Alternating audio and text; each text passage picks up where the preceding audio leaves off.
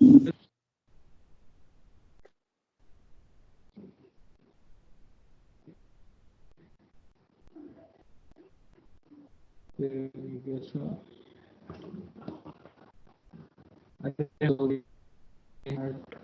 मैनू,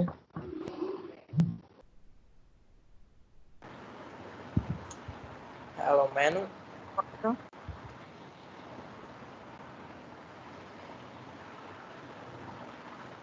मनु रिकॉर्डिंग का ऑप्शन आ रहा है क्या बेटा? हाँ तो रिकॉर्डिंग कंटिन्यू करो। हो रही है क्या बेटा? नहीं हो रही है? हो रही है सर, रिकॉर्डिंग हो रही है। श्योर हो? क्योंकि मेरे में ऑप्शन नहीं आ रहा है सर नहीं, इसमें सर रिकॉर्डिंग हो रही है, दिखा रहा है है। Recording has started. ठीक, ओके। अब ठीक है, लास्ट क्लास में जो हम लोगों ने पढ़ा था बेटा, उसको आगे कंटिन्यू करते हैं। हम लोगों ने लिंकेज पढ़ा था, तो उसके आगे कंटिन्यू करते हैं। ठीक है, ठीक है बेटा। तो लिंक एक बार मैं कल वाला टॉपिक एक बार फटाफट से बोल देता हूँ। हम लोगों ने लिंकेज पढ़ा था, सेक्स लिंकेज भी पढ़ लिया, लिंकेज भी पढ़ लिया। तो लिंकेज, जो लिंकेज पढ़ा था हम लोगों ने, लिंकेज भाई कंप्लीट लिंकेज और इनकम्प्लीट लिंकेज देखा था।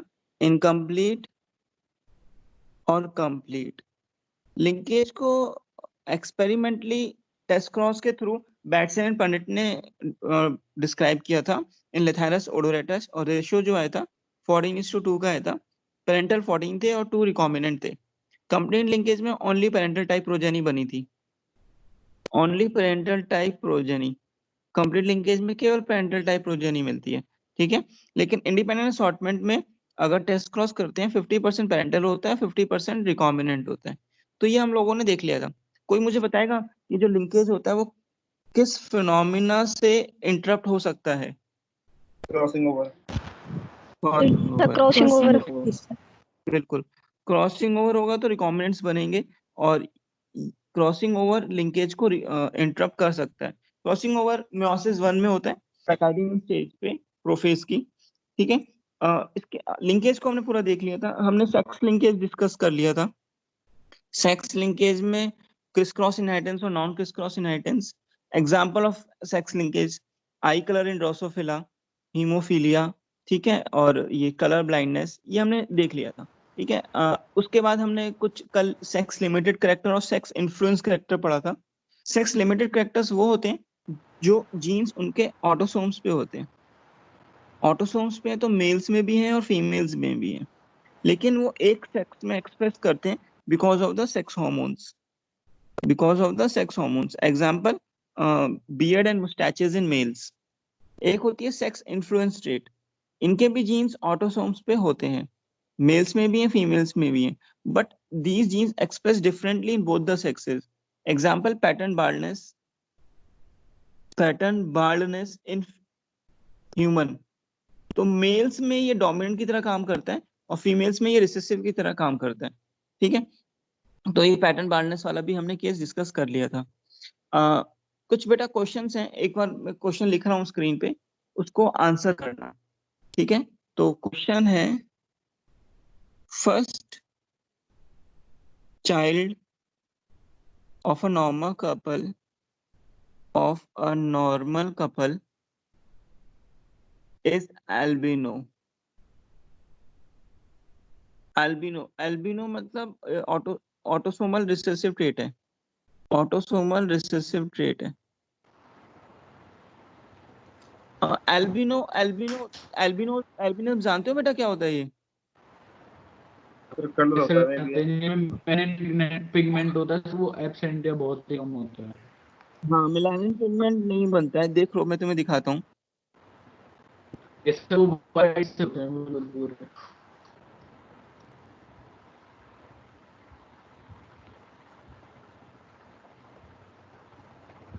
तो एल्बिनो फेरस कलर होता है ना ह्यूमंस में। हाँ देखो, जैसे ये एल्बिनिज्म, ये बेटा देखना, ये एल्बिनिज्म का केस में इस चाइल्ड में देखो कहीं मेलानिन पिगमेंट नहीं है, हेयर्स में भी मेलानिन पिगमेंट नहीं है। ठीक है, इसमें भी नहीं होता सर। हाँ, एक मिनट, तो कहीं भी मेलानिन पिगमेंट नहीं है, कहीं भी नहीं है ना। आई में देखो, आईज में भी नहीं है, ठीक है, कहीं भी मेलानिन नहीं है, तो हेयर्स में भी नहीं है, तो दिस इज एन एल्बिनिज्म। ये एल्बिनिज्म एक ऑटोसोमल रिसेसिव डिजीज है, ठीक है, ऑटोसोमल रिसेसिव डिजीज है। मुकुल कुछ कहना चाह रहा था। सर ऐसे और कुछ ह्यूमंस के अंदर पैचेस में होता है सर, ऐसा कुछ मतलब लाइक हैंड्स की कुछ पार्ट्स में ऐसा वाइट वाइट होता है बिल्कुल, तो सर वो क्या विटिलिगो, होता है? वो विटिलिगो होता है, वो विटिलिगो होता है। Vitiligo is auto immune disorder, auto immune disorder. Auto immune तो पढ़ा था ना तुमने? Yes sir. Yes, sir. हाँ, तो Yes, sir. Vitiligo is an auto immune disorder. उस विटिलिगो में हमारे ही जो हमारे इम्यून सिस्टम है वो हमारे मेलानिन को डिस्ट्रॉय करता है, तो पैचेस में करता है, तो वो पूरा नहीं होता, कुछ पैचेस पैचेस में होते हैं, तो that disease is called as vitiligo, VITILIGO, ठीक है। Yes sir. ठीक है, तो वो विटिलिगो है बेटा। नेक्स्ट देखना, our first child of a normal couple is albino, ठीक है, ऑटोसोमल रिसेसिव डिजीज है ये, मैंने लिख दिया यहाँ पर। ओके, तुम्हें क्या बताना है? Probability of next to albino child of couple is, ठीक है, ऑप्शन दो क्या? 1/16। ऑप्शन है 1/2, 1/16, 1/4, 1/8। 1/16। 1/16। 1/16. 1/16 So और कोई आंसर? 1/16. ठीक है बेटा, 1/16 इज द राइट आंसर। भाई नॉर्मल कपल है, उनके पहले बच्चे को एल्बिनिज्म है, तो डेफिनेटली जो कपल्स हैं वो कैरियर है, तभी तो ये एल्बिनो चाइल्ड होगा। अगर एक भी नॉर्मल होता तो एल्बिनो नहीं होता, तो डेफिनेटली मेल और फीमेल ऐसे होंगे definitely। तो इस वाले में अगर हम देखें बेटा, ये बंद करेंगे, इसका माइक चल रहा है। यस, तो अगर हम देखें इस केस में, तो एल्बिनो होने की प्रोबेबिलिटी ये वाली है 1/4, ठीक है, ये तो नॉर्मल होगा, ये नॉर्मल होगा, ये नॉर्मल होगा, तो एल्बिनो होने की प्रोबेबिलिटी 1/4 है। तो दो बच्चों में पूछिए नेक्स्ट 2 चिल्ड्रन, तो हर चाइल्ड का 1/4 होगा, तो 1/16 is the right answer.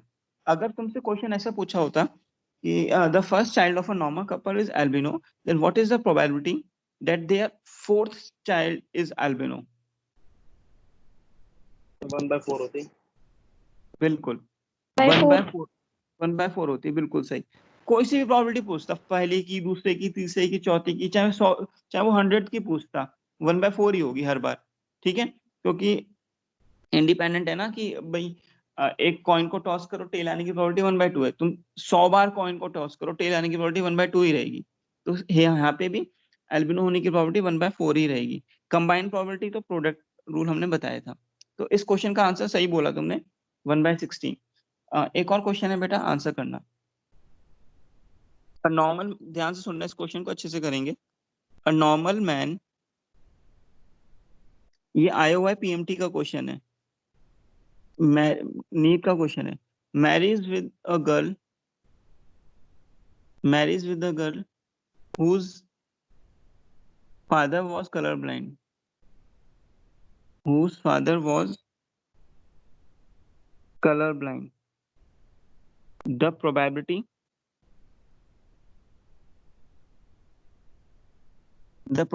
of colorblind sons, comma, daughter and progeny will be, तो 1/4, 1/4, 1/2।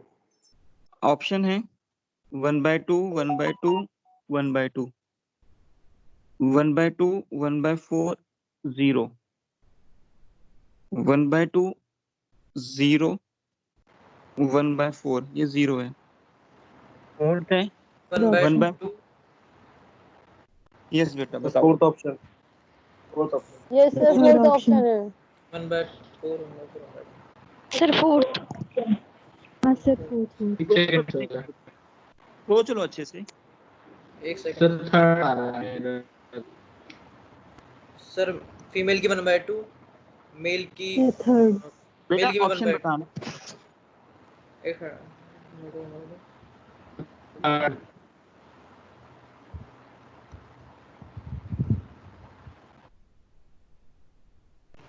फर्स्ट आ रहा है हाफ हाफ। क्या थर्ड आ रहा है सर? मुकुल का क्या थर्ड आ रहा है? नो सर, मुकुल का फोर्थ, हमारा फोर्थ आ रहा है। सर हमारा हमारा थर्ड आ रहा है फोर्थ सर, आ रहा हमारी है। वजह से हो सर। थर्ड किसका आ रहा था? सर थर्ड कौन बोला था? मनु? सर अर्पित। अर्पित थर्ड बोल रहा है। Manu Manu sir third. Third. और सर कोई मैं भी बच्चा? थर्ड बोल रही हूँ। कुछ सर मैं कुछ नहीं। और कोई बच्चा? बेटा इशिका सर थर्ड थर्ड। एक बार देख लेते हैं बेटा। Sir fourth. फोर्थ आ रहा है, चलो एक बार देख लेते हैं बेटा। अ नॉर्मल मैन, एक नॉर्मल है male, marriage with a girl whose father was colour blind. ठीक है, एक विमेन से शादी हुई, इसके जो फादर थे वो कलर ब्लाइंड थे। तो इनके इनके फादर कलर ब्लाइंड थे, तो डेफिनेटली ये ऐसी होंगी, होंगी नहीं होंगी भाई? Yes colour sir. ब्लाइंड, हाँ, एक एक्स क्रोमोसोम फादर का डेफिनेटली डॉटर में आता है। तो अब इनके इनके गैमिट तो ये होंगे, इनके गैमिट तो ये होंगे। अब क्रॉस करा लेते हैं। फीमेल्स पहली ऐसी बनेंगी, दूसरी ऐसी, तीसरे मेल्स ऐसे बनेंगे, चौथे मेल्स ऐसे बनेंगे। तो इसमें देखें, तो अगर हम पूछें सन की प्रोबेबिलिटी, तो सन की प्रोबेबिलिटी अगर निकालें तो सन कितने हैं? दो हैं। तो दो में एक सन, जो दो में भाई सन तो दो ही है ना, दो भाई सन की प्रोबेबिलिटी ये है, Yes. वन फीमेल बाई ये, दो में से एक ही सफर हो रहा है, सन की प्रोबेबिलिटी 1/2। ठीक है, हाफ, वेरी गुड।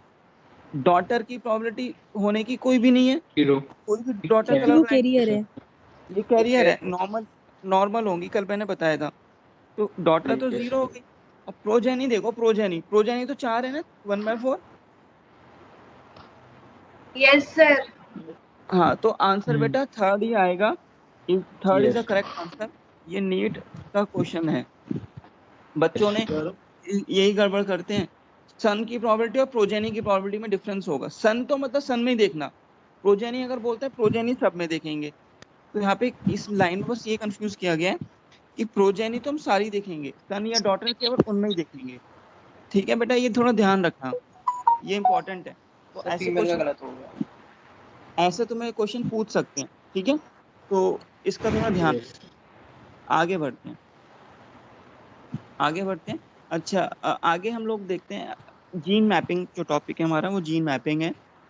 तो हम लोगों ने ये डिस्कस कर लिया था, जो लिंकेज होती है वो इनवर्सली प्रोपोर्शन होती है distance between the two genes. Linkage जो होती है इनवर्सली प्रोपोर्शन होती है द नंबर ऑफ रिकॉम्बिनेंट्स। ठीक है, ये बातें हमने पढ़ ली थी। तो अब जो नेक्स्ट टॉपिक में हम तुम्हें बताएंगे यहाँ पे, वो जीन मैपिंग बताएंगे। जीन मैपिंग, अब सुनना, जीन मैपिंग क्या होती है? जीन मैपिंग क्या होती है? जैसे कोई क्रोमोजोम है, कोई क्रोमोजोम है, ठीक है, क्रोमोसोम्स में भाई तुम्हें पता है जीन्स होंगे। सपोज करो कोई जीन्स है, ठीक है, तो ये जो जीन्स हैं, इन जीन्स के बीच में भाई हम अगर दूरी पता लगाएं, डिस्टेंस पता लगाएं in terms of recombination, distance पता लगाएं इन टर्म्स ऑफ रिकॉम्बिनेशन, उसको बोलते हैं जीन मैपिंग। एक होता है फिजिकल मैपिंग, एक होती है फिजिकल मैपिंग। सुनेंगे ध्यान से। फिजिकल मैपिंग क्या होती है? अगर क्रोमोसोम में जीन्स हैं, उनके जीन्स के बीच में हम दूरी पता लगाएं in terms of nucleotide distance. भाई एक्स और ए के बीच में 100 न्यूक्लियोटाइड्स हैं, या ए और बी के बीच में 200 न्यूक्लियोटाइड्स हैं। तो हम एक्चुअल दूरी पता लगाएं in terms of base pair, in terms of nucleotides, तो उसको बोलते हैं फिजिकल मैप। ठीक है, हम यहाँ पे हम जेनेटिक बेस पे पता लगाएंगे जीन मैपिंग में, रिकॉम्बिनेशन के बेस पे। कैसे पता लगाते हैं वो हम तुम्हें आगे बताएंगे अभी। तो हम लोग ये वाला केस पढ़ने जा रहे हैं। ये वाला केस तो जस्ट न्यूक्लियोटाइड्स को काउंट करा, बेस पे को काउंट करा, और उन दो जीन्स की या तीन जीन्स के बीच की दूरी पता लगा दी। तो हम लोग यहाँ पे ये वाला डिस्कस करेंगे, जीन मैपिंग। ठीक है, तो सुनना, जीन मैपिंग हम डिस्कस कर रहे हैं। तो देखें, अगर हम जीन मैपिंग में, तो first chromosomal map, the first chromosomal map made by Sturtevant. Sturtevant Morgan के स्टूडेंट थे, है ना? तो first chromosome map made by Sturtevant, तो मॉर्गन का नाम भी लगाना ही है, एंड मॉर्गन इन ड्रोसोफिला। तो ये क्वेश्चन आए हुए हैं कि जीन मैप किस पे सबसे पहले करा था? ड्रोसोफिला पे। दूसरा, अब स्टर्टिवेंट ने क्या काम किया? स्टर्टिवेंट फॉर्मुलेटेड, स्टर्टिवेंट में कुछ लाइन लिख रहा हूं, उसका मतलब समझेंगे। Sturtevant formulated frequency of recombination is the distance, बताइए आंसर इसका। is the distance between genes। Krish Agarwal sir, can I leave the class? Sure, मैं कैसे रोक सकता हूँ आपको भाई? कभी भी आइए, कभी भी जाइए, क्या फर्क पड़ता है? मनु किसकी आवाज थी? कौन था? Sturtevant formulated frequency of recombination is the distance between genes under consideration.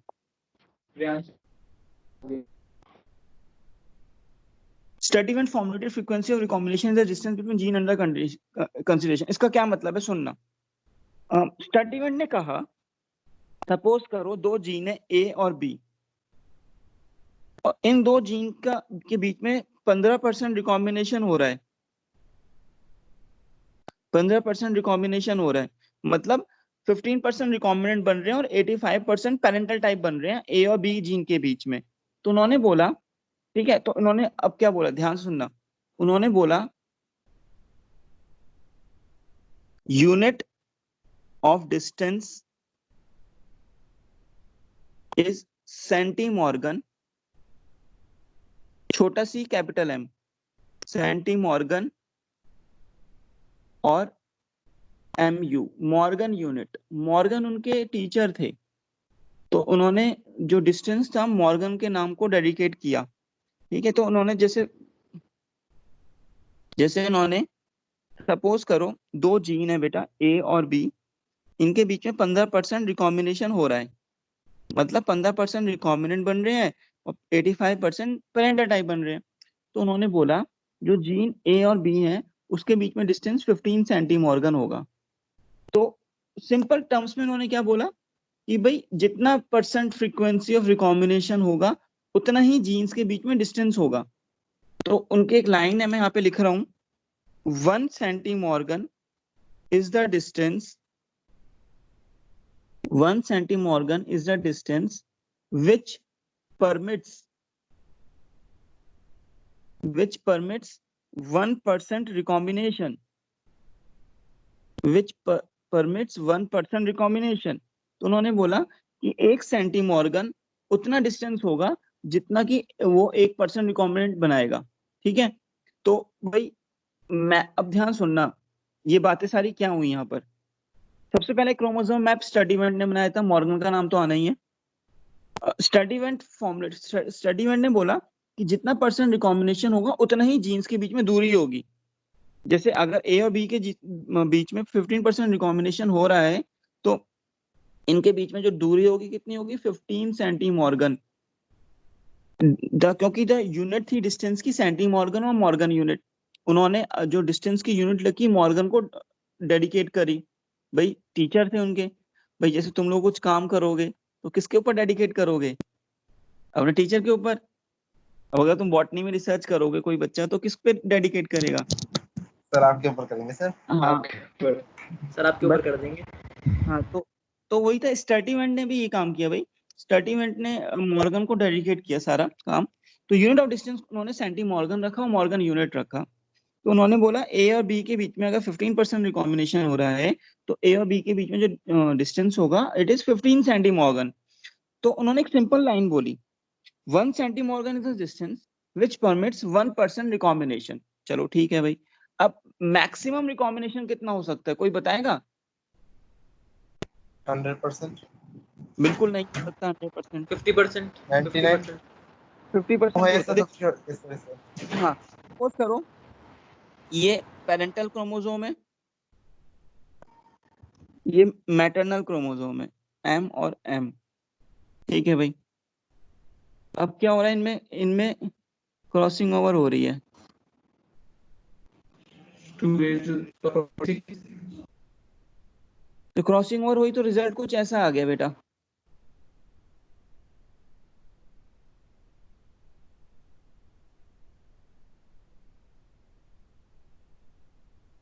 ये रिजल्ट आ गया। तो मुझे बताओ, ये वाला था, ये तो मैटरनल टाइप M था, ठीक है, ऊपर वाला व्हाइट वाला पैटर्नल था P, मतलब दोनों पेरेंटल टाइप हो गए। ये वाले R और R रिकॉम्बिनेंट टाइप बने।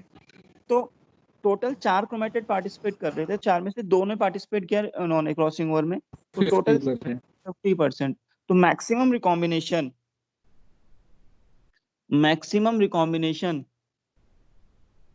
कितनी हो सकती है? 50%। मैक्सिमम रिकॉम्बिनेशन 50% हो सकती है, ये बात को ध्यान रखना भाई।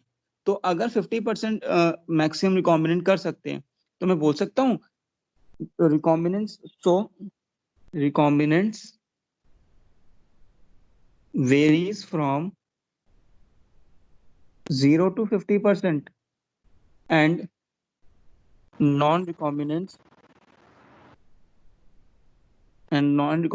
varies from 50 to 100%। कैसे? सपोज करो रिकॉम्बिनेंट 2% है तो नॉन रिकॉम्बिनेंट 98%। ठीक है, सपोज करो रिकॉम्बिनेंट्स 49% है तो नॉन रिकॉम्बिनेंट कितने हो जाएंगे? 51%। तो नॉन रिकॉम्बिनेंट कैसे वेरी करते हैं? 50 से 100% के बीच में होंगे। रिकॉम्बिनेंट्स किसके बीच में होंगे? 100 से 0 to 50%। ये इंपॉर्टेंट पॉइंट है, इस पे क्वेश्चन मिल सकता है तुम्हें। ठीक है, तो अब सुनो ध्यान से। तो अगर हम बात करें क्रोमोसोम है बेटा, ठीक है, अब मैं कुछ लिख रहा हूं यहाँ पे, जीन A, जीन B, एक क्रोमोसोम ये है, gene C, gene D। A और B के बीच में जो डिस्टेंस है 25 सेंटीमॉर्गन है, और C और D के बीच में जो डिस्टेंस है 52 सेंटीमॉर्गन है। अब मुझे बताओ 52 सेंटीमॉर्गन कैसे पॉसिबल है? क्योंकि मैक्सिमम कितना हो सकता है? 50। हाँ, तो डेट 50 हो सकता है सर। बिल्कुल 50 सेंटीमॉर्गन से ज्यादा हो ही नहीं सकता डिस्टेंस। डेट मींस अगर कोई जीन 50 सेंटीमॉर्गन से ज्यादा में आ रहे हैं, मतलब ज्यादा दूरी पे हैं, तो वो लिंकेज को शो नहीं करेंगे, वो लिंकेज को शो नहीं करेंगे। तो क्या शो करेंगे? वो इंडिपेंडेंट असॉर्टमेंट। तो ये क्वेश्चन था शायद मन्नू का, कि जो जीन्स होते हैं अगर वो अलग अलग क्रोमोसोम पे होते हैं तो भाई वो इंडिपेंडेंट असॉर्टमेंट शो करते हैं। जैसे मैंडलिज्म के गार्डन पी के जीन्स 1457, जो भी ट्रेड चूज करी डिफरेंट क्रोमोसोम पे। अगर कोई जीन एक सेम क्रोमोसोम पे है लेकिन उनके बीच में दूरी ज्यादा है, दूरी कितनी ज्यादा है? मतलब 50 सेंटीमॉर्गन तक नहीं आ रहे वो, उसमें रिकॉम्बिनेशन नहीं हो रहा। ठीक है, मतलब उनमें क्रॉसिंग ओवर नहीं हो रही है, या बोल सकते हैं रिकॉम्बिनेंट्स नहीं बन रहे, तो उनमें जो दूरी है थोड़ी ज्यादा है। तो दूरी ज्यादा है, 50 सेंटीमॉर्गन से भी ज्यादा दूरी है। अगर 50 सेंटीमॉर्गन तक दूरी आती है तो जीन्स लिंक्ड फेस में रहते हैं। अगर 50 सेंटीमॉर्गन से ज्यादा दूरी आ रही है तो वो जीन्स कैसे होंगे? वो जीन्स इंडिपेंडेंट असॉर्टमेंट शो करेंगे डेफिनेटली। लेकिन ये जो जीन, अगर जीन की दूरी कम है तो वो क्या शो करेंगे? वो शो करेंगे लिंकेज। तो ध्यान से सुनेंगे इस बात को, अगर ध्यान सुनेंगे, अब जो हम कंक्लूजन लिखने जा रहे हैं, ये क्रोमोसोम नंबर 1 है, ये क्रोमोसोम नंबर 2 है, यहाँ पे जीन एक A है, यहाँ पे जीन एक C है। तो इन दोनों केस में A और C gene independent assortment show करेंगे डेफिनेटली। इंडिपेंडेंट की स्पेलिंग गलती दी, इंडिपेंडेंट असॉर्टमेंट। अगर अगर कोई ऐसा केस है, एक क्रोमोसोम है बेटा होमोलोगस, यहाँ पे एक जीन A है, ठीक है, यहाँ पे एक जीन C है, तो इस केस में जो इन जीन्स के बीच में जो दूरी है वो 50 सेंटीमॉर्गन से ज्यादा है। तो इस केस में भी जो जीन्स होंगे ए और सी क्या शो करेंगे? Independent assortment. सर तो इनमें रिकॉम्बिनेशन तो पूरी होगी ना? हाँ रिकॉम्बिनेशन होगी, हाँ क्योंकि ज्यादा होगी भाई, 50 सेंटीमॉर्गन से ज्यादा है ना, तो भाई ये हाँ। लिंकेज शो नहीं करेंगे। अब सुनो, अगर क्रोमोसोम है, इसमें एक जीन डी है और इसमें जीन एक ई है, एक क्रोमोसोम पेयर ऐसे है, इसमें जीन एक जी है, इसमें एक एच है, जी है और एच है, इन दो के बीच में दूरी 30 सेंटीमॉर्गन है और इन दो के बीच में दूरी 15 सेंटीमॉर्गन है। तो इसका क्या मतलब है कि जो डी और ई जीन है, इस केस में डी और ई जीन 30% रिकॉम्बिनेंट्स बना रहे हैं। तो 30% रिकॉम्बिनेंट्स बन रहे हैं मतलब पेरेंटल टाइप ज्यादा है 70%, डेफिनेटली लिंकेज हो रही है, इनकम्प्लीट लिंकेज। इस केस में 15% रिकॉम्बिनेंट है जीन जी और एच के बीच में, ये जीन्स हैं, और 85% पेरेंटल है। तो अब मुझे बताओ, जब जीन के बीच में दूरी कम हो गई तो रिकॉम्बिनेंट्स भी कम हो गए, पेरेंटल टाइप बढ़ गए। अब दूरी कम करते जाओ, 1 सेंटीमॉर्गन करोगे तो 99% पेरेंटल टाइप, ठीक है, तो वो तो कंप्लीट लिंकेज की तरफ जाएगा। तो कहने का मतलब ये हुआ, जो हम लोगों ने पढ़ा, जो स्टडीमेंट ने बोला कि भाई 1 centimorgan is a distance which permits 1% recombination, और जितना परसेंट रिकॉम्बिनेशन होगा उतना ही सेंटीमॉर्गन, उतनी जीन के बीच में दूरी होगी। ये एक जेनेटिक मैप था। तो उन्होंने फॉर्मूला ड्राइव किया, वो फॉर्मूला क्या मैं यहाँ पे लिखने जा रहा हूँ। वो फॉर्मूला है फ्रीक्वेंसी, अगर हमें फ्रीक्वेंसी ऑफ रिकॉम्बिनेंट्स निकालना हो तभी तो हम जीन के बीच में दूरी पता लगा पाएंगे। फ्रीक्वेंसी ऑफ रिकॉम्बिनेंट्स को हम क्रॉस ओवर वैल्यू भी बोलते हैं, COV, क्रॉस ओवर वैल्यू। तो अगर हमें निकालना हो, परसेंटेज में निकालना हो, तो कैसे निकालेंगे? Total number of progeny, total number of progeny, ठीक है, कितने रिकॉम्बिनेंट्स बने, नंबर ऑफ रिकॉम्बिनेंट्स इनटू 100, उससे फ्रीक्वेंसी ऑफ रिकॉम्बिनेंट्स बन जाएंगे। भाई टोटल नंबर ऑफ प्रोजेनी कितनी बने, भाई टोटल रिकॉम्बिनेंट्स कितने बने टोटल नंबर ऑफ प्रोजेनी में, इनटू 100 कर दो तो फ्रीक्वेंसी ऑफ कॉम्बिनेशन आ जाएगी, ठीक है। तो ये थोड़ा बात ध्यान रखेंगे। तो बस यही है। तो हम लोग कुछ लिख सकते हैं, जितना ज्यादा जीन्स के बीच में दूरी होगी, मैं यहाँ पे लिख देता हूँ, more the distance between genes, greater is the chances of crossing over. क्या ये बात सही है? Yes sir. Yes sir. Yes yes sir, सही है। बिल्कुल सही है भाई, जितना ज्यादा जीन्स के बीच में दूरी होगी उतना ज्यादा क्रॉसिंग ओवर होगा। क्रॉसिंग ओवर ही तो लिंकेज को इंटरप्ट करता है, मतलब लिंकेज कम होगा। नेक्स्ट, ठीक है, लिंकेज कम होगा तभी तो क्रॉसिंग ओवर ज्यादा है, ठीक है। अब सुनो, अब बेटा कुछ क्वेश्चंस हैं। अब ये क्वेश्चंस अगर हम अच्छा, सर हाँ सर अगर कोई जीन्स दो अलग अलग क्रोमोसोम पे प्रेजेंट है तो उनके बीच में जो कॉम्बिनेशन होगा वो 50% होगा कंफर्मली। वो इंडिपेंडेंट असॉर्टमेंट के टेस्ट क्रॉस में, अच्छा हाँ यस सर। ठीक है ना। अब सुनो, अब क्या बोलते हैं, एक चीज ध्यान से सुनना बेटा। सपोज करो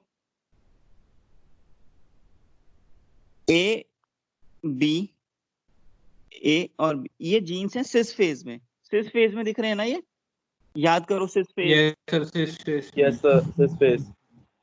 और ये जीन्स जो है ना बेटा, ये जीन्स कंप्लीटली लिंक्ड है। कैसे हैं? Completely linked.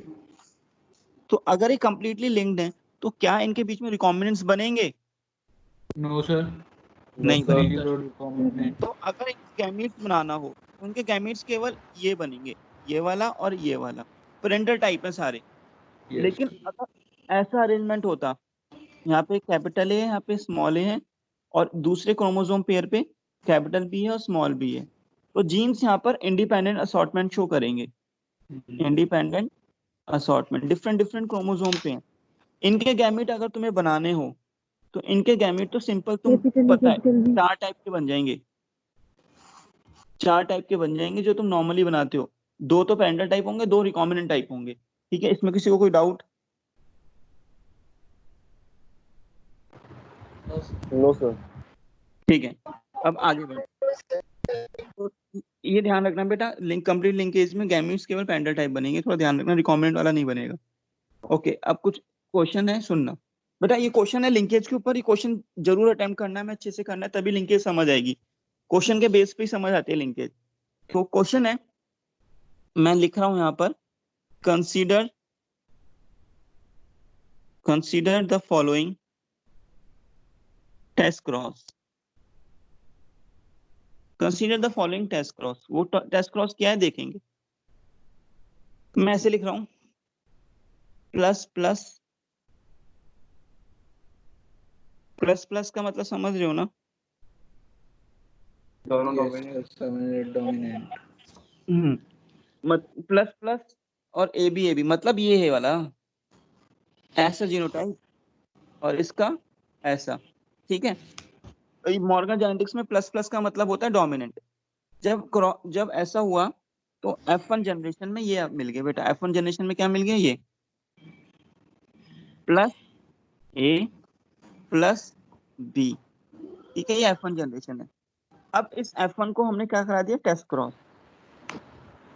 F1 को हमने करा दिया टेस्ट क्रॉस। ठीक है, तो टेस्ट क्रॉस कराया तो कुछ रिजल्ट आए, वो रिजल्ट मैं यहाँ पे लिख रहा हूँ। F2 जो फिनोटाइप था वो कुछ इस टाइप में लिख रहा हूँ मैं। इधर लिख रहा हूँ number of progeny. Number of progeny ऐसे लिख रहे हैं 120, 240, एक, ऐसे लिखते हैं। चेंज कर रहा हूँ डेटा हम लिखते हैं 240। ठीक है, और इसको लिखते हैं हम लोग 560, इसको लिखते हैं हम 240 नहीं, इसको लिखते हैं 120, इसको लिखते हैं 80। ठीक है, तो तुम लोगों को क्या बताना है? Distance between the two genes A and B calculate करना है। क्या कैलकुलेट करना है? Distance between gene A and B. A और बी के बीच में डिस्टेंस कैलकुलेट करना है तुम्हें। तो क्वेश्चन ये है बेटा, ये क्रॉस है, एक क्रॉस करने के ये पेरेंटल टाइप, ये पेरेंट्स हैं। F1 में ये मिला, इसको टेस्ट क्रॉस करा दिया। टेस्ट क्रॉस कराने के बाद ये F2 फिनोटाइप ये है, नंबर ऑफ प्रोजेनी ये है। तुम लोगों को ए और बी के बीच में दूरी पता लगानी है, जीन ए और जीन बी के बीच में। 25 सेंटीमॉर्गन 25 सेंटीमॉर्गन। मनु का आंसर है भाई 25 सेंटीमॉर्गन। ठीक है, कोई और किसी का आंसर? नहीं सर, एक सेकंड रुकना प्लीज। सर 20 सेंटीमॉर्गन। मुकुल कहता है 20 सेंटीमॉर्गन। यस सर, 20 आ रहा है। मनु ने भी चेंज कर दिया, आंसर 20 बोल रहे हैं। और कोई आंसर बेटा? कोई बच्चा बोले?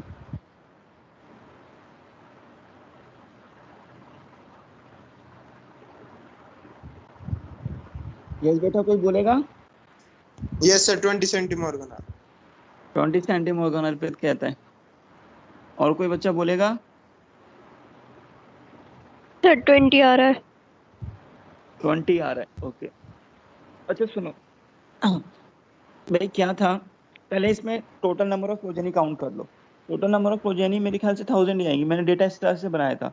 1000 आ रहा है क्या मतलब? Yes sir.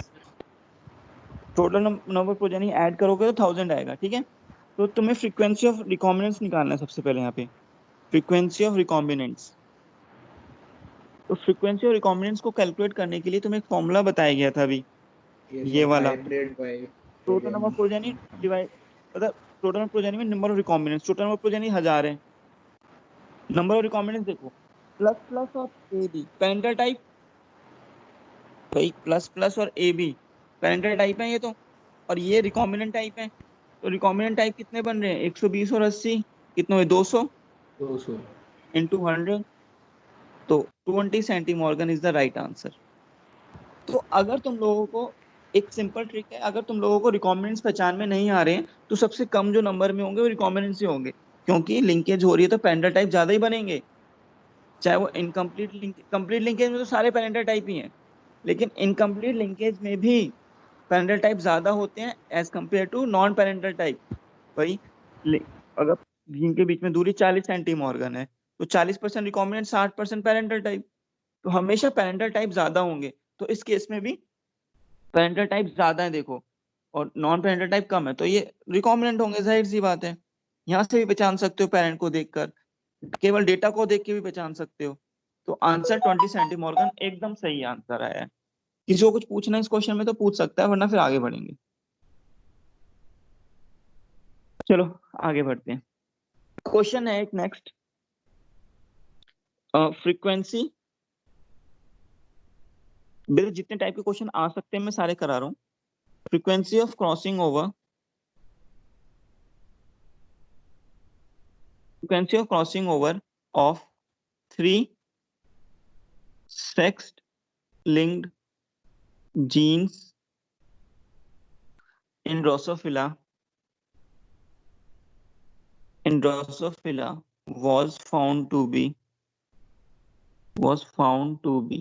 मैं लिख देता हूँ, SC मतलब skewed and EC मतलब इकाइनस। जीन्स के नाम है बेटा, हमें इतना याद नहीं करने। Skewed and echinus EC gene के बीच में जो रिकॉम्बिनेशन है 7.6%। Echinus EC and cross veinless wings होते हैं ये CV। जीन के बीच में जो दूरी है वो 9.7% है। स्क्यूट एंड क्रॉस वेनलेट्स के बीच में जो दूरी है वो 17.3% है। तो मैंने तुम्हें डेटा दिए, 3 जीन्स हैं। अगर तुम्हें इससे कंफ्यूजन हो रही है तो ABCD लिख देता हूँ, जीन्स के नाम चेंज कर देता हूँ अगर यहाँ पे दिक्कत हो रही है तो। SC को नाम देते हैं A,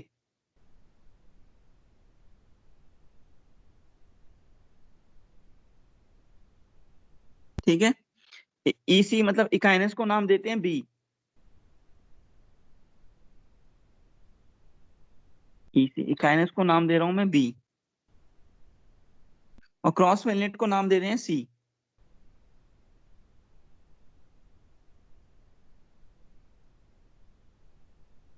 क्रॉस वेनलेट को नाम देते हैं C, ठीक है। तो ABC जीन है। तुम लोगों को क्या बताना है, तुम लोगों को ये सारे के तीनों जीन्स ना क्रोमोसोम पे अलाइन करने हैं। क्रोमोसोम मैप बनाना है इसका। क्या बनाना है? Chromosomal map. क्रोमोसोमल मैप को तुम्हें ड्रॉ करना है। ये कौन सा जीन पहले होगा, दूसरा कौन सा होगा, तीसरा कौन सा होगा?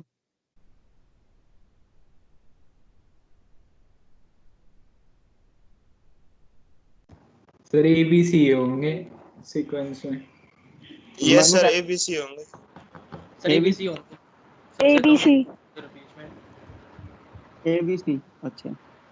चलो एक बार देखते हैं बेटा कि कैसे क्वेश्चन होते हैं, देखना। अब क्या हो रहा है इसमें, देखो। पहले तो क्रोमोसोम बना लिया हमने। सबसे पहले देखेंगे कि भाई सबसे ज्यादा दूरी इसमें है 17.3%। A और C के बीच में दूरी है 17.3, तो A और C के बीच में 17.3 सेंटीमॉर्गन, 17.3 सेंटीमॉर्गन लिख दिया। दूसरी बात, अब देखो A और B के बीच में 7.6 और B और C के बीच में 9.7। 9.7 और 7 ऐड करो जरा। 17.3 ऐड करेंगे तो कितना आ रहा है? 17.3 आएगा। तो दैट मीन्स जो B जीन है, जो B जीन है वो यहाँ कहीं होगा। A और B के बीच में दूरी कितनी है? 7.6 सेंटीमॉर्गन। तो 17.3 में से 7.6 घटाओगे तो बेटा यही आएगा 9.7। तो करेक्ट आंसर है ये। ऐसा क्रोमोसोम मैप बनेगा। जिस बच्चे ने ऐसा बनाया है वो गलत होगा। क्यों गलत होगा? क्योंकि A और B की डिस्टेंस ज्यादा दिख रही है। मेरे में देखना, A और B की डिस्टेंस कम है और B और C की ज्यादा है। जिसने ऐसा बनाया होगा वो भी गलत है। तो ये फर्स्ट वाला आंसर एकदम करेक्ट है, जिसमें A और C के बीच में दूरी 7.3, A और B के बीच में 7.6 और B और C के बीच में 9.7। तो बेटा इस क्वेश्चन में किसी को कोई डाउट हो तो पूछे, वरना आगे बढ़े। नहीं सर आगे बढ़ो। आगे चलो ठीक है। तो बेटा एक और है, क्रोमोसोमल मैप बनाना है तुम लोगों को। मैं क्वेश्चन लिख रहा हूँ तो फटाफट से ड्रॉ करना उसको, ठीक है। क्वेश्चन है, if map distance between genes A and B is 3 units, ठीक है. Between B and C is 10 units, and between C and A is 7 units. तुम्हें क्रोमोसोम मैप बनाना है, ऑर्डर ऑफ जीन्स पता लगाने हैं. क्या पता लगाना है? Order of genes BAC. On linkage map. हाँ मनु, BAC कह रहे हो? Yes, sir. ओके. और कोई आंसर बेटा? Yes sir, BAC. BAC. Okay. और कोई answer? Yes sir. Sir BAC. BAC आना सबका ठीक है. एक बार देखना बेटा कैसे करना है. भाई क्रोमोसोम बना लेंगे तो सबसे बी और सी, भाई सबसे पहले बी और सी लिख लो. सबसे बड़ा दूरी तो यही है, 10 सेंटीमॉर्गन. ठीक है. अब देखो, अब ए और बी के बीच में 3 सेंटीमॉर्गन है, और सी और ए के बीच में कितना है, मतलब 7 है. ठीक है. तो अब ए जीन अगर यहाँ पे हम लगाएंगे तो दिक्कत हो जाएगी, बी और ए के बीच में दूरी ज्यादा हो जाएगी. तो हमें पता है सी और ए के बीच में 7 है और ए और बी के बीच में 3 है. तो यहाँ पे कहीं ए होगा 3 सेंटीमॉर्गन, और 10 में से 3 के कितने बचे? 7. तो ये होगा बेटा BAC, और बी ए को थोड़ा पास बनाएंगे और ए और सी को थोड़ा दूर बनाएंगे. तो ये करेक्ट आंसर है. ठीक है बेटा, सही करा तुम लोगों ने. तो क्रोमोसोम मैप पे कुछ क्वेश्चन आएंगे तो बेटा ऐसे आ सकते हैं, तुम लोगों को आना चाहिए. ठीक है, आगे बढ़ते हैं. तो ये दो हमने एक क्रोमोसोम मैप वाले क्वेश्चन का आइडिया देख लिया. हम लोगों ने ये नंबर ऑफ रिकॉम्बिनेंट्स निकाल कर जीन के बीच में दूरी पता लगा ली, और जो क्वेश्चन टाइप आ सकते हैं वो लिख लेते हैं. तो नेक्स्ट क्वेश्चन है, कंसीडर, अच्छे से समझेंगे इसको. Consider the following zygotic combination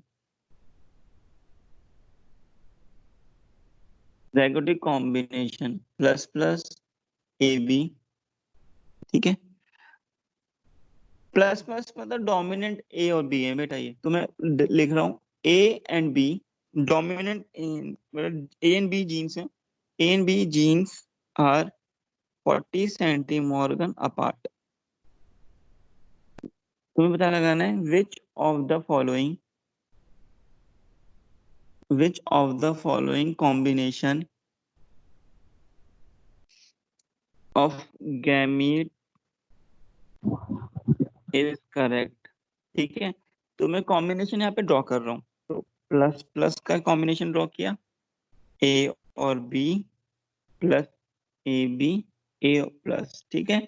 option है, फर्स्ट ऑप्शन है 10%, 40%, 40%, 10%.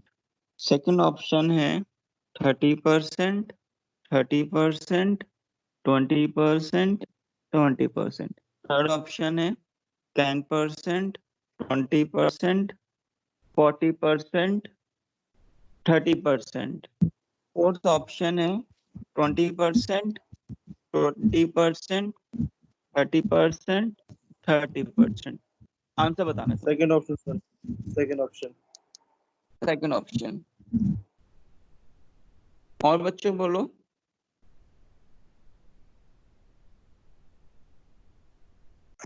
Yes sir, second option. Second option आ रहा है. और बच्चों?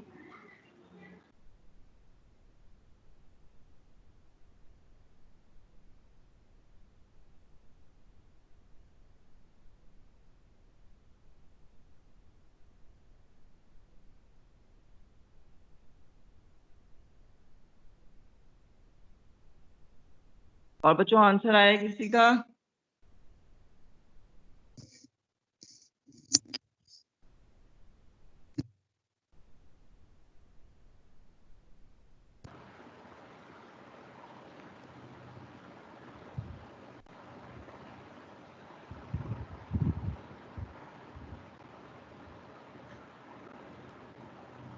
और किसी का आंसर आया?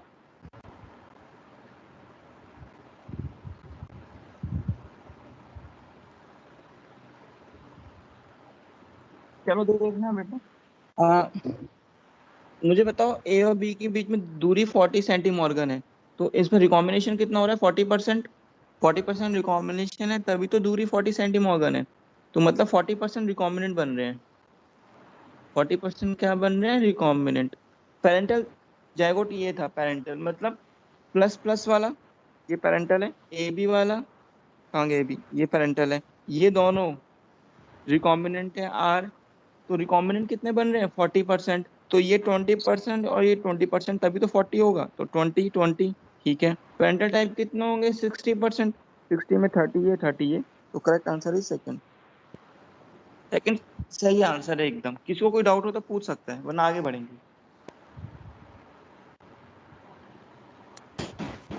सर फिर से बताना एक बार, मेरा हाँ डिस्कनेक्ट हो गया था।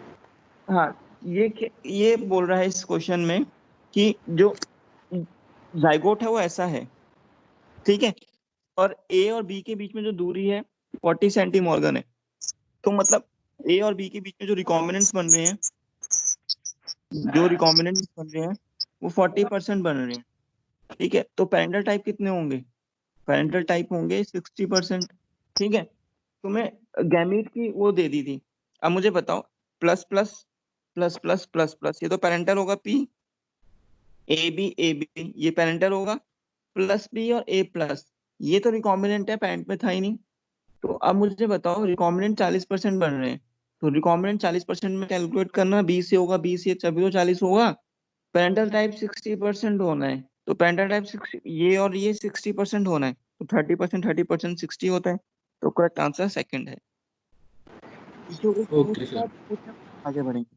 तो नेक्स्ट क्वेश्चन है बेटा, इसको आंसर करना। नेक्स्ट क्वेश्चन है इस टाइप का ही है, इसको अच्छे से फटाफट से आंसर करना। Genes X and Y are present in repulsion phase,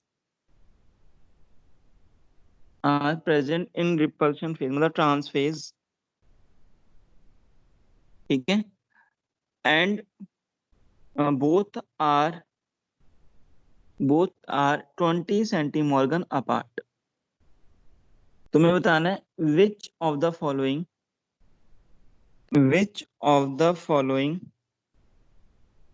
gametes will be produced। ठीक है, तो मैं गैमीट बना लेता हूँ, XY plus Y, X plus plus मतलब डोमिनेंट होता है, तुम्हें पता है। ठीक है, ऑप्शन इसके पहला ऑप्शन है 40%, 40%, 10%, 10%। सेकेंड ऑप्शन है 10%, 40%, 40%, 10%। थर्ड ऑप्शन है 40%, 10%, 10%, थर्ड 40%। थर्ड फोर्थ ऑप्शन के लिए जगह नहीं है, तो मैं यहाँ पे लिख देता हूँ, यहाँ लिख देता हूँ। चलो कहाँ लिखूँ? फोर्थ नेक्स्ट पेज पे लिख देता हूँ। फोर्थ ऑप्शन है 10%, 10%, 40%, 40%। तो बेटा फोर्थ ऑप्शन ये रहा, फर्स्ट सेकंड थर्ड ये रहे। थर्ड आ सर रहा पैक है। कर पिछले ऑप्शन दिखाना एक बार। सर ऑप्शन फर्स्ट नहीं सेकंड है थर्ड दिखाना है एक बार। बेटा, ये अभी दिखा रहा हूँ, ये फोर्थ ऑप्शन है बेटा। 10-10, 40-40। बाकी ये ऑप्शन ये है, फोर्थ ऑप्शन अगर यहाँ पे जगह लिख देता हूँ, 10%, 10%, 40%, 40%।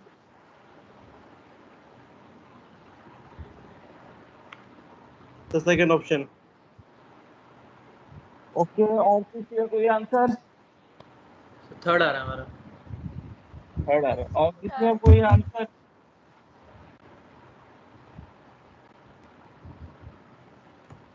सोचो बेटा सोचो, तुम्हारे इतने पहले से लो।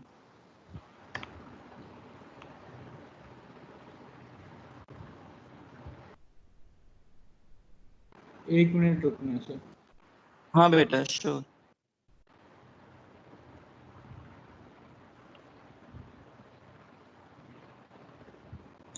थर्ड आंसर है सर शायद। थर्ड आंसर है। और देखते हैं और किसी हो गया answer. Sir third. Sir third third बचा। चलो देखते हैं। Third answer. थर्ड आंसर है सबका। और किसी को कोई आंसर है सर तो थर्ड please ऑप्शन कर मेरे को अलग सा लग रहा है sir. Fourth option, sir second option third option जो है मनु क्या कह रहे हो? थर्ड ऑप्शन में क्या लग रहा है? सर थर्ड ऑप्शन में टोटल मिला के 100 ही नहीं बैठ रहे। 40%, 10%, 10 और 40, 10, 10, अच्छा हाँ 40, सर, 40, 10। सही सही। 100 थर्ड 100%। ऑप्शन। हाँ बेटा क्या कह रहा है मनु? क्या आंसर आया मुकुल? थर्ड आ रहा है सर। सेकंड थर्ड ही सेकंड आना ऑप्शन चाहिए सर। वैसे तो। अच्छा बेटा थर्ड आ किसी रहा बच्चे का, चलो ठीक है, किसी बच्चे का फर्स्ट आंसर है, फर्स्ट वाले के बच्चे बोलेंगे जिनका फर्स्ट आंसर है,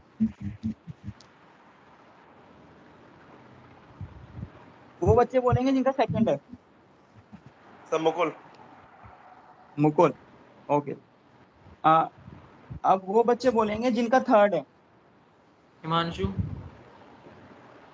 हिमांशु। और सर पहले थर्ड तो मेरा बहुत बोल रहे थे। मनु का भी बेटा थर्ड। हमारा भी बोला ना मैं। Second is the correct one. Second is the correct one. सुनो, सेकंड। रिपल्शन है ट्रांसफेज। ट्रांसफेज में बताया था कि एक डोमिनेंट होगा और एक रिसेसिव होगा। जीन्स कौन से थे? X Y. तो अगर यहाँ पे प्लस लिखूं तो यहाँ पे एक्स, यहाँ पे एक्स, ठीक है, एक डोमिनेंट एक रिसेसिव। अगर मैं यहाँ पर एक्स लिखूं तो यहाँ पे लिखूंगा प्लस। प्लस मतलब ये वाई है भाई, ऐसे है देखो, एक तरफ डोमिनेंट एक रिसेसिव। तो एक्स वाई, तो मैं यहाँ पे एक्स को बड़ा लिख देता हूँ, वाई को छोटा। ठीक है, अब यहाँ पे एक्स को छोटा लिखता हूँ, वाई को बड़ा। ठीक है, अब इन एक्स को वाई और एक्स और वाई को मैं प्लस से रिप्लेस कर देता हूँ। ये प्लस है ना, ये प्लस है। तो बेटा प्लस वाई और एक्स प्लस, ये तो पेरेंटल टाइप हो जाएंगे।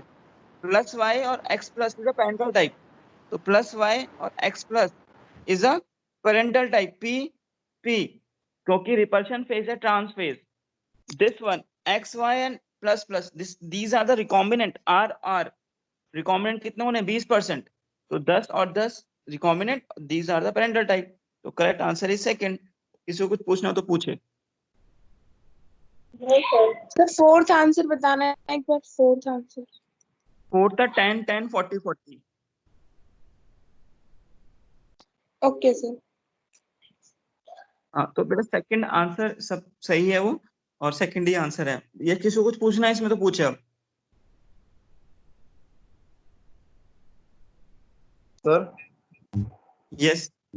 सर आपने कल बताया था कि